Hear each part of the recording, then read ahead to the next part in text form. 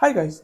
मैं एक नई यूट्यूब सीरीज बनाने का सोच रहा हूँ जिससे आपकी 11th एंट्रेंस की आप एएमयू में की प्रिपरेशन कर रहे हो या जामिया की उसका लेवल यहाँ से यहाँ पहुँच जाएगा। ठीक है। और मैं आपकी कुछ ऐसी प्रॉब्लम्स हैं जो आप कमेंट्स कर रहे हैं उनको डिस्कस करेंगे। सो इसके साथ में जो सबसे ज़रूरी चीज़ है वो ये है कि मैंने पीवाईक्यू का एनालिसिस किया है और मैं वो चीज़ आपको दिखाने जाऊंगा इस वीडियो के अंदर। उसको लास्ट तक जरूर देखिएगा। देखो कमेंट्स किस तरह के आ रहे थे। कमेंट्स इस तरीके के थे कि सर मैं ड्रॉपर हूँ, सिलेबस लगभग कर चुका हूँ लेकिन क्वेश्चन प्रैक्टिस बिल्कुल नहीं हुई है। क्या मैं लास्ट 4 मंथ में प्रैक्टिस कर सकता हूँ? इस पर ही बात करते हैं अभी। इसके अलावा 3 मंथ बचे हैं मेरे पास, फ्रेश स्टार्ट कर रहा हूँ। 11th एंट्रेंस एएमयू की क्लियर कर पाऊंगा या नहीं कर पाऊंगा? बिल्कुल कर पाओगे, मेरे साथ बने रहो। प्रॉब्लम्स हैं आपकी जैसे कि कम टाइम है, सिलेबस ज़्यादा है, कैसे करें? सिलेबस पढ़ा है लेकिन क्वेश्चन नहीं किए हैं। तीसरी चीज़ है क्वेश्चन करूं तो करूं कहाँ से करूं, और हर चैप्टर के अंदर कितने क्वेश्चन प्रैक्टिस करूं। देखो उस सब चीज़ को डिस्कस करने से पहले क्लास 10th में एक चैप्टर है कंट्रोल कोऑर्डिनेशन। मैंने रैंडमली एक चैप्टर उठाया, उसके पीवाईक्यू को एनालिसिस किया, वही मैं आपको दिखा रहा हूँ। कंट्रोल कोऑर्डिनेशन के अंदर मैंने एक टॉपिक उठाया है एनसीईआरटी का, उसी का स्क्रीनशॉट मैंने आपके सामने लगाया है। ये उसके अंदर एक लाइन है कि उस टॉपिक के अंदर क्या बोलती है, cytokinins promote cell division. Cytokinin क्या है? एनिमल हार्मोन, एनिमल नहीं सॉरी प्लांट हार्मोन है ना, जिससे जो कि सेल डिवीजन को प्रमोट करता है। इतनी छोटी सी बात है, बट तुम अगर देखोगे 2025 के अंदर यही क्वेश्चन पूछा गया है। यानी अभी जो पीवाईक्यू अभी जो 11th एंट्रेंस हुआ है उसमें ये चीज़ पूछी गई है कि which hormone promote cell division in plants. 2025 के तक कोई दिक्कत नहीं है, इसमें कौन सी नई बात है? नई बात यह है कि यही सेम क्वेश्चन 2024 के अंदर भी पूछा गया था। क्या? Which one of the following plant hormones promote cell division. कोई बात नहीं, 2 बार पूछा गया, कोई बड़ी बात थोड़ी है। बट अगर तुम देखोगे कि यही सेम क्वेश्चन 2020 के अंदर भी पूछा गया है कि the hormone that promote cell division in plant is, 3 बार पूछा गया, कोई बड़ी बात नहीं है। बट भाई देखो यही सेम क्वेश्चन 2018 के अंदर भी पूछा गया था कि the plant hormone which promotes the cell division. तुमने कहा, तुम सोचोगे कि यस सर एक ही टॉपिक है भैया, तो इससे कौन सी बड़ी बात हो गई। बट इस चैप्टर के अंदर मैं तुम्हें दूसरा टॉपिक दिखाता हूँ। दूसरा टॉपिक क्या है कि at the end of axon the electric impulse set off the release of, ये एक यही सेम स्क्रीनशॉट है, यहाँ पे पेज नंबर लगा हुआ है एनसीईआरटी के अंदर, जाके देख लेना कि these chemicals cross the gap synapse. Synapse क्या होता है? साइनेप्स क्या है कि दो न्यूरॉन जो होते हैं, कोई भी दो न्यूरॉन है उनके बीच के गैप को, मतलब है एक न्यूरॉन के अंदर देखो एक एक्सॉन होता है एक डेंड्राइट होता है, तो एक एक्सॉन का और दूसरे न्यूरॉन के डेंड्राइट के बीच के गैप को, उस स्पेस को हम साइनेप्स बोलते हैं। ठीक है। तो उसी चीज पे देखोगे तो दो क्वेश्चन पूछे गए भाई 2024 के अंदर, यही पूछ लिया बस, the gap between two neurons is called. फिर देखो 2017 के अंदर भी यही पूछा गया, the gap between two neuron is called. तुम लोग हो गए, दो दो टॉपिक हो गए। तीसरा टॉपिक और देखो, तो ये पेज नंबर है कि abscisic acid is one example of hormone. देखो प्लांट हार्मोन में एक एसिड होता है एब्सिसिक एसिड, ठीक है। उसमें बताया गया है कि वो ग्रोथ को इनहिबिट करता है, लीव्स की विल्टिंग करता है, तो इसके इफेक्ट है ये। और दूसरी चीज होती है कि सीड डोरमेंसी में भी इसी का ही रोल होता है। तो इसी चीज पे देखो कितने सारे क्वेश्चन पूछे गए हैं कि which plant hormone promote dormancy in seeds and birds. अरे इतनी सी बात, कोई बात नहीं, 2022 के अंदर पूछा गया। तो 21 के अंदर the hormone that cause wilting of leaves, ये तो लाइन पड़ी थी ना, वही से क्वेश्चन है। इसके अलावा देखोगे the growth inhibiting hormone in plant is, 2019 के अंदर पूछा गया है, the growth inhibiting hormone in plant is.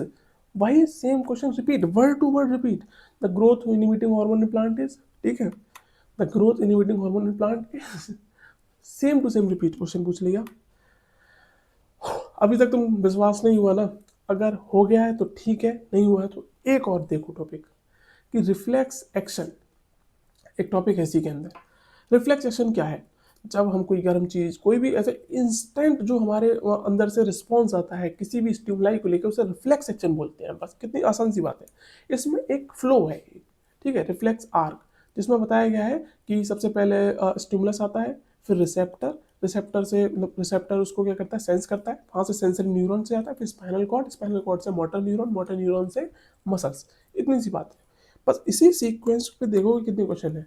In reflex action reflex arc is formed by, देखो 4 ऑप्शन दिए हुए हैं, वही सेम चीज़ पूछी गई है 2021 के अंदर। 2021 में पूछ लिया, उसके बाद 2016 में पूछ लिया यही सेम चीज़, और 16 के बाद देखो कि 2012 में सेम चीज़ पूछ लिया कि a reflex arc does not involve. देखो तुम बोलोगे बिल्कुल एग्जैक्ट नहीं है, बट भाई तुमने वो टॉपिक पढ़ा है, उस टॉपिक से रिलेटेड मैं ए पूछ लूँ, बी पूछ लूँ, सी पूछ लूँ, बात तो एक ही है ना।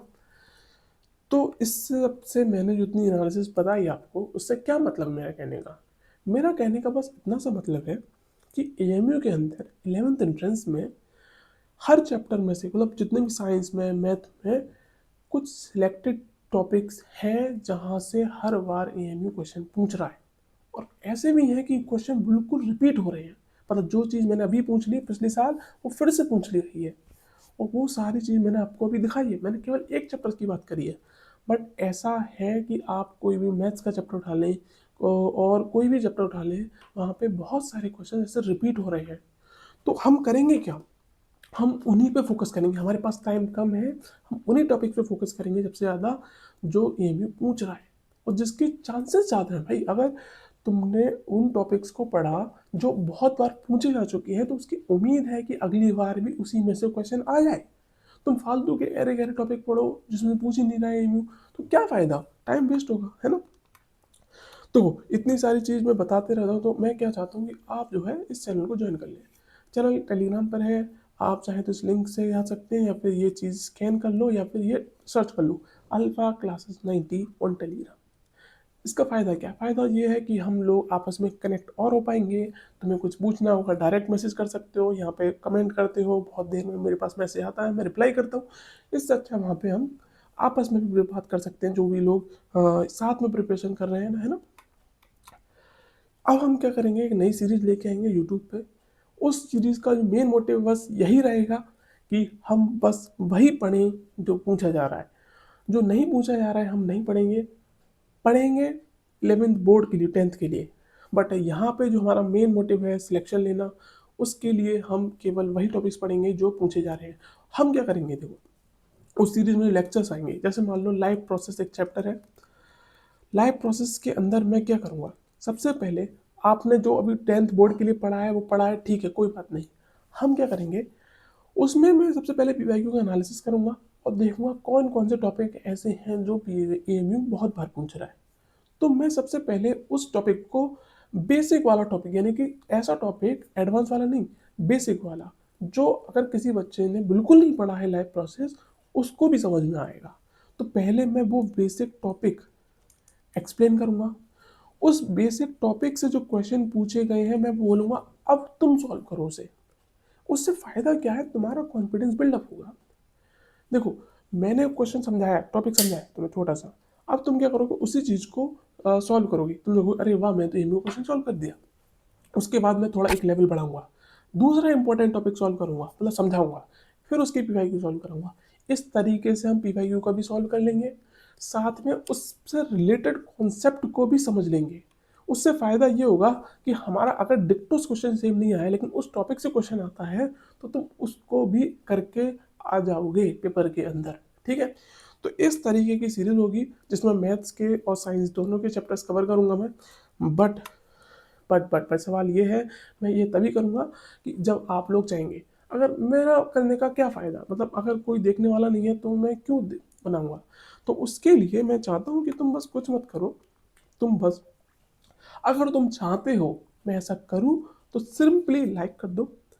लाइक करने से मुझे बस एक ये पता चल जाएगा, वो बटन लाइक का ये नहीं, अप्रिसिएशन का नहीं है तुम वीडियो को अप्रिशिएट कर रहे हो, बस वो केवल और केवल ये बता रहा है कि तुम ऐसा चाहते हो कि मैं ये सीरीज़ लेके आऊँ। ठीक है, हम टारगेट कर रहे हैं 30-50 जो भी है, अगर इतने हो पाते हैं तो मैं बनाऊंगा, और मतलब मैं करूँगा, ठीक है। So that's all in this video. Thank you so much, आप अभी तक बने रहे, और मैं बस यही चाहता हूँ कि आप लोग इस बार सिलेक्ट हो जाए। Bye bye.